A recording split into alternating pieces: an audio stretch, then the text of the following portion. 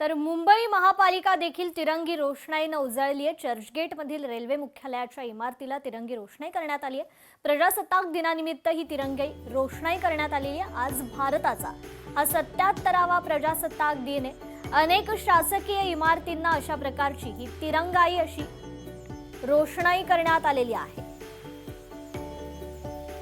एकीकडे मुंबई महापालिकेचे हे विहंगम दृश्य, तर रेल्वे मुख्यालय चर्चगेट परिसरातील इमारतीला देखील ही तिरंगी अशी विद्युत रोषणाई करण्यात आलेली आहे। खरं तर दरवर्षी अशी ही तिरंगी रोषणाई करण्यात येते।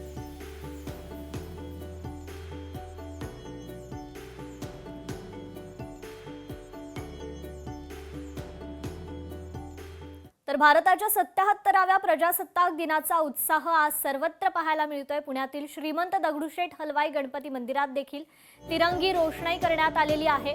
पंढरपुरातील दृश्य आपण पाहतोय। सोलापूर जिल्ह्याची वरदायिनी असलेल्या उजनी धरणातून पाणी सोडण्यात येणाऱ्या सांडव्याच्या दरवाजांवर तिरंगी रंगाची विद्युत रोषणाई करण्यात आलेली आहे। यामुळे या परिसराचं सौंदर्य अधिक खुललंय। तर सोलापुरातील महानगरपालिकेच्या इमारतीवर देखील आकर्षक विद्युत रोषणाई करण्यात आलेली आहे।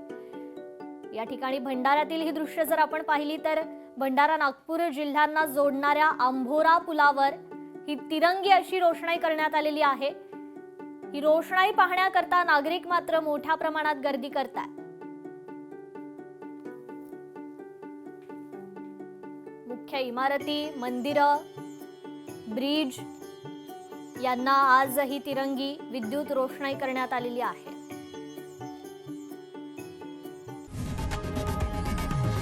लोकशाही मराठी ऐका, पहा, जागरूक रहा।